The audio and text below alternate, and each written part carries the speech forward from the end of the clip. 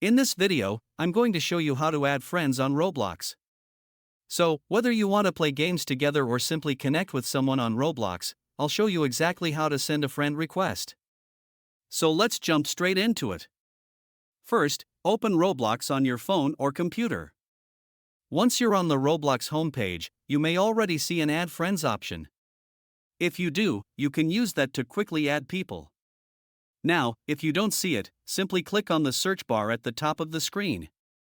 Type in the username or display name of the person you want to add. Next, click on the People category to filter the search results. Now find the correct Roblox account from the list and open their profile. Once their profile opens, you'll see the Add Friend button.